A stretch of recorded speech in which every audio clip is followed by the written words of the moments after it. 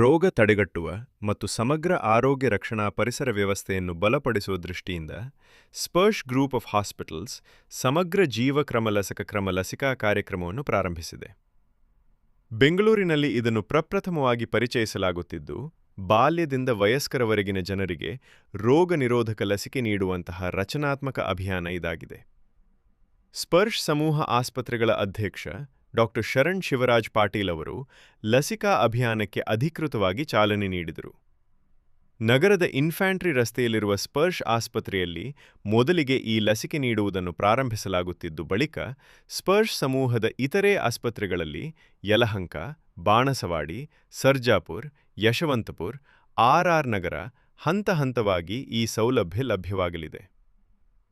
ಲಸಿಕೆ ತಯಾರಿಕಾ ಸಂಸ್ಥೆ ಜೈಡಸ್ ಲೈಫ್ ಸೈನ್ಸ್ನೊಂದಿಗೆ ಈ ಅಭಿಯಾನವನ್ನು ಆರಂಭಿಸಲಾಗುತ್ತಿದ್ದು, ಜೈಡಸ್ ಸಂಸ್ಥೆಯು ಈ ಅಭಿಯಾನದ ಕುರಿತು ಜಾಗೃತಿ ಮೂಡಿಸಲು ಮತ್ತು ಸಂಪನ್ಮೂಲಗಳೊಂದಿಗೆ ಸಾಮರ್ಥ್ಯ ನಿರ್ಮಾಣದಲ್ಲಿ ಸ್ಪರ್ಶ್ಗೆ ಸಹಯೋಗ ಒದಗಿಸಲಿದೆ.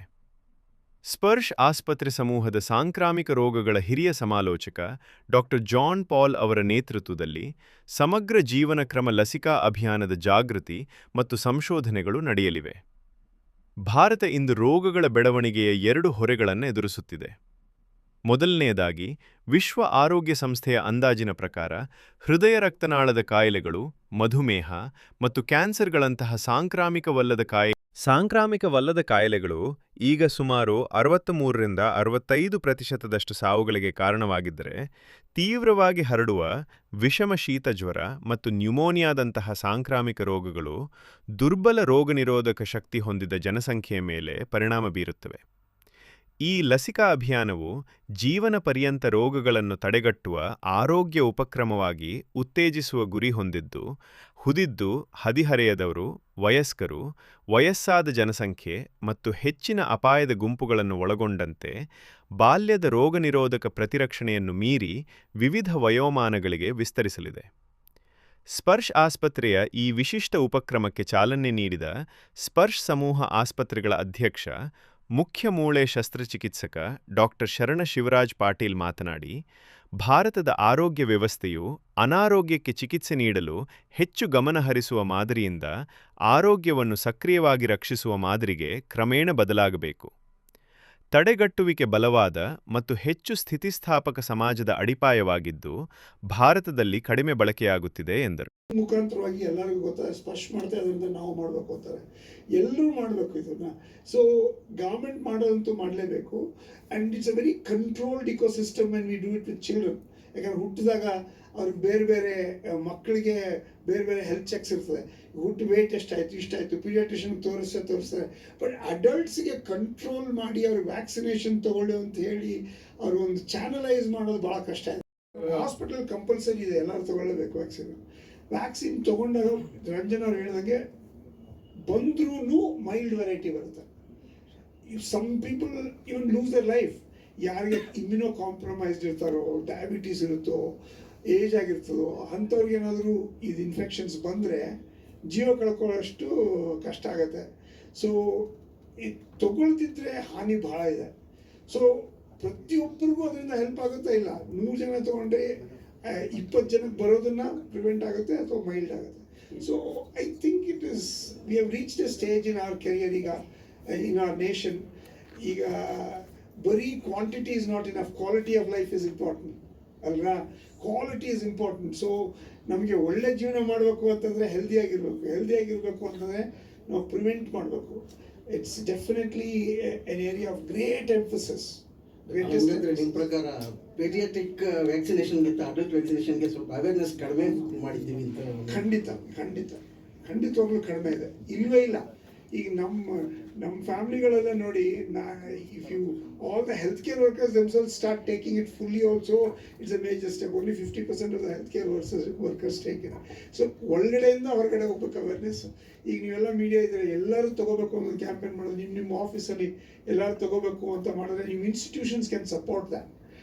So our institution supports all the healthcare workers. Same thing, individual organizations can support. Government can support all government people who are working in their sector. It should become a movement. Ellaru push madidre. So ಯಾವುದೇ ಒಂದು vaccine ಮಾರ್ಕೆಟಲ್ಲಿ ಬರೋಕ್ಕೆ ಮುಂಚೆ minimum 8 ರಿಂದ 10 ವರ್ಷ research ನಡೆಯುತ್ತೆ. Minimum 1 million ಪೀಪಲಲ್ಲಿ ಅದು administer ಆಗುತ್ತೆ.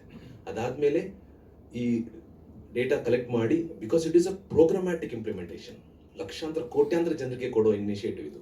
ಆ ಥರ ಇಂಪ್ಲಿಮೆಂಟ್ ಮಾಡೋಕ್ಕೆ ಮುಂಚೆ ಇಷ್ಟಾದ್ರೂ ಮಿನಿಮಮ್ ಡೇಟಾ ಇರಬೇಕು. Minor side effect, tolerable side effect ಅಂತ ಕ್ಲಾಸಿಫೈ ಮಾಡಿ ದಟ್ ಆ ಒಂದು ಕಾರಣದಿಂದ ಯಾವುದೇ ವ್ಯಾಕ್ಸಿನನ್ನು ನಾವು ರಿಸ್ಟ್ರೈನ್ ಮಾಡೋದಿಲ್ಲ. Serious side effect if it is significant number, ಅದಕ್ಕೊಂದು ಸ್ಟ್ಯಾಟಿಸ್ಟಿಕಲಿ ಸಿಗ್ನಿಫಿಕೆಂಟ್ ನಂಬರ್ ಇದೆ.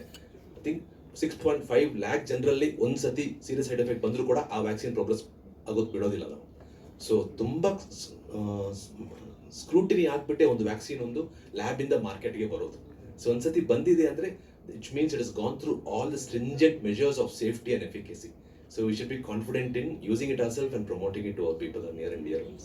But this COVID vaccination they have introduced in a very short Correct. time. So COVID was a novel system of doing a research, what we call a platform based research. ಒಂದು example ಅಂದ್ರೆ ಒಂದು platform base ಆಗಿತ್ತು. ಸುಮಾರು 20 ವರ್ಷ vaccine research ಮೇಲೆ ಒಂದು platform ready ಆಗಿತ್ತು. So Covid ಅನ್ನ ಆ ಪ್ಲಾಟ್ಫಾರ್ಮ್ಗೆ ಇಂಟ್ರೊಡ್ಯೂಸ್ ಮಾಡಿದಾಗ ಅದೇ ರಿಸರ್ಚ್ ಇಂಪ್ಲಿಮೆಂಟೇಷನ್ ಲಾರ್ಜ್ ಸ್ಕೇಲಲ್ಲಿ ಫಾಸ್ಟ್ ಆಗಿ ಮಾಡೋಕ್ಕಾಯಿತು. So it's like having a railway station ready. Well, just they have to welcome the train and implement patients, allow them to allow and take over the journey. So on the platform first time introduced agittu COVID alli. So the entire verticals for conducting large scale research was set up during the research on previous vaccines. COVID bandaga fortunately we were ready to implement at large scale in a short period of time.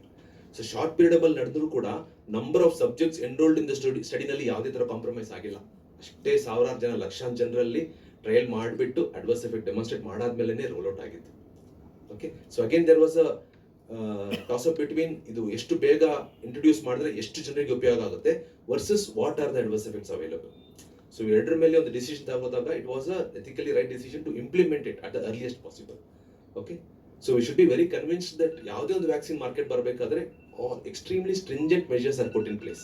Sir, ಇವಾಗ ನೀವು ಈ vaccination, adult vaccination ಮೊದಲೇ ತಗೊಂಡಿದ್ದಿದ್ರೆ ಈ ಕೊರೋನಲ್ಲಿ ಏನಾದರೂ ಸ್ವಲ್ಪ ನಮಗೆ ಇದು ಮಾಡ್ಬೋದಾಗಿತ್ತ, ಕಂಟ್ರೋಲ್ ಮಾಡ್ಬೋದಾಗಿತ್ತ? ಓಕೆ, ಸೊ ದಟ್ ಇಸ್ ಇವಾಗ ಫ್ಲೂ ಅಂತ ಹೇಳ್ತೀವಿ. ಸೊ ಫ್ಲೂ ಅನ್ನೋ ವ್ಯಾಕ್ಸಿನ್ ಯಾಕೆ ಪ್ರತಿ ವರ್ಷ ತಗೋಬೇಕು ಅಂತ ಹೇಳ್ತೀನಿ. ಸೊ ಪ್ರತಿ ವರ್ಷ ಈ ಫ್ಲೂ ಉಂಟು ಮಾಡೋ ವೈರಸ್ಗಳಲ್ಲೂ ಲೋಕಾಂತರದಲ್ಲಿ 4 ಥರದ ವೈರಸ್ಗಳಿವೆ. ಸೊ ಈ 4 ವೈರಸ್ಗಳಲ್ಲೂ ಕೂಡ ಅವರಲ್ಲೇ ಜೆನೆಟಿಕ್ ಮ್ಯೂಟೇಷನ್ ಆಗ್ತಾ ಇರುತ್ತೆ. ಅದರಿಂದ ಒಂದು ವರ್ಷ ಉಂಟು ಮಾಡಿರೋ ಫ್ಲೂ ನೆಕ್ಸ್ಟ್ ವರ್ಷ ಬರೋಷ್ಟರಲ್ಲಿ ಅದೇ ವೈರಸ್ಸಲ್ಲಿ ಸ್ವಲ್ಪ ಚೇಂಜ್ ಆಗಿರುತ್ತೆ. ಸೊ ಪ್ರೀವಿಯಸ್ ವರ್ಷ ನಾವು ತಗೊಂಡಿರೋ ವ್ಯಾಕ್ಸಿನಿಂದ ಇರೋ ಬೆನಿಫಿಟ್ ಕಮ್ಮಿ ಆಗುತ್ತೆ. ಸೊ ಅದಕ್ಕೆ ಈ ಹೊಸ ವೈರಸ್ಗೆ ಏನು ಮ್ಯೂಟೇಷನ್ ಆಗಿ ಮತ್ತೆ ಬಂದಿದೆಯೋ ಅದಕ್ಕೆ ನಾವು ಪ್ರೊಟೆಕ್ಟ್ ಮಾಡ್ಕೋಬೇಕು. ಸೊ ಇದಕ್ಕೆ ನಾವು ಜೆನೆಟಿಕ್ ಶಿಫ್ಟ್ ಅಂತ ಹೇಳ್ತೀವಿ. ಇನ್ನೊಂದು ಜೆನೆಟಿಕ್ ಡ್ರಿಫ್ಟ್, ಅಂದರೆ ಆ ವೈರಸ್ಸಲ್ಲಿರೋ ನೇಚರೇ ಚೇಂಜ್ ಆಗಿರುತ್ತೆ. ಅರ್ಜುನ್ ಆಗಿರೋನು ದುರ್ಯೋಧನ ಥರ ಬರ್ತಾನೆ, ಎಂಟೈರ್ ನೇಚರ್ ಚೇಂಜಸ್. ಅದಕ್ಕೆ ಡ್ರಿಫ್ಟ್ ಅಂತ ಹೇಳ್ತೀವಿ. ಅದು ಆ ರೂಪನೇ ಬೇರೆ ಪಡಿಸ್ಕೊಂಡು ಹೊಸ ರೂಪದಲ್ಲಿ ಬರುತ್ತೆ. ಅದರದ್ದು ವಿರುಲೆನ್ಸ್ ಅಂದರೆ ರೋಗ ಉಂಟು ಮಾಡೋ ಶಕ್ತಿ ಜಾಸ್ತಿ ಆಗಿರುತ್ತೆ. ಟ್ರಾನ್ಸ್ಮಿಸಿಬಿಲಿಟಿ, ಒಬ್ಬರಿಂದ ಇನ್ನೊಬ್ಬರಿಗೆ ಹರಡೋ ಪ್ರವಣತೆ ಜಾಸ್ತಿ ಆಗಿರುತ್ತೆ. ಮತ್ತೆ ಸಿವಿಯರ್ ಡಿಸೀಸ್ ಉಂಟು ಮಾಡೋ ಪ್ರವಣತೆ ಜಾಸ್ತಿ ಆಗುತ್ತೆ. ಇದನ್ನ ಡ್ರಿಫ್ಟ್ ಅಂತ ಹೇಳ್ತೀವಿ. ಸೊ ಈ ತರ ಒಂದು ಪರಿವರ್ತನೆ ಕೋವಿಡ್ ಟೈಮಲ್ಲಿ ಆಗಿತ್ತು. ಸೊ ಕೋವಿಡ್ ಅನ್ನೋ ವೈರಸ್ ಇದು ನಾವು ಸಾರ್ಸ್ ಕೋವಿಡ್ 2019 ಅಂತ ಲೇಬಲ್ ಮಾಡಿದ್ದೀವಿ. ಅದಕ್ಕೆ ಮುಂಚೆನೂ ಸಾರ್ಸ್ ಕೋವಿಡ್ ಇತ್ತು, ಆದರೆ ಈ ಒಂದು ರೂಪ ತಾಳ್ಕೊಂಡಿರಲಿಲ್ಲ. ಸೊ ಆ ಒಂದು ಟೈಮಲ್ಲಿ ಆ ರೂಪ ತಾಳ್ಕೊಂಡಾಗ ಇಟ್ ಹ್ಯಾಡ್ ಪ್ಯಾಂಡಮಿಕ್ ಪ್ರಪೋಸಲ್ಸ್, ಅಂದರೆ ಹರಡೋ ಪ್ರವಣತೆ ಜಾಸ್ತಿ ಆದಾಗ ನಿಮಿಷ ವೇಗದಲ್ಲಿ ಅದು ಸಾವಿರಾರು ಜನರಿಗೆ ಹರಡಿತ್ತು, ಮತ್ತೆ ಸಾವಿರಾರು ಜನರಲ್ಲಿ ತುಂಬ ಭೀಕರವಾದ ರೋಗ ಉಂಟು ಮಾಡಿತ್ತು. So this we should understand. So ಇವಾಗ ಫ್ಲೂ ವ್ಯಾಕ್ಸಿನ್ ಬೆಸ್ಟ್ ಎಕ್ಸಾಂಪಲ್. ಇವಾಗ ಈ ವರ್ಷ ನಾನು ವ್ಯಾಕ್ಸಿನ್ ತಗೊಂಡಿದ್ದೇನೆ ಅಂದರೆ ನೆಕ್ಸ್ಟ್ ವರ್ಷ ಆಗಸ್ಟಲ್ಲಿ ಯಾವ ವೈರಸ್ಗೆ ನಾನು ಈ ವರ್ಷ ವ್ಯಾಕ್ಸಿನ್ ತಗೊಂಡಿದ್ದೀನೋ ಆ ವೈರಸ್ಸಲ್ಲಿ ಸಣ್ಣ ವ್ಯತ್ಯಾಸಗಳು ಬಂದಿರುತ್ತೆ. ಸೊ ಅದರಿಂದ ನಮ್ಮ ಈ ವ್ಯಾಕ್ಸಿನಿಂದ ಪ್ರೊಟೆಕ್ಷನ್ ಸ್ವಲ್ಪ ಕಮ್ಮಿ ಆಗುತ್ತೆ. So we have to equip high risk population with annual vaccination. I hope I've addressed that.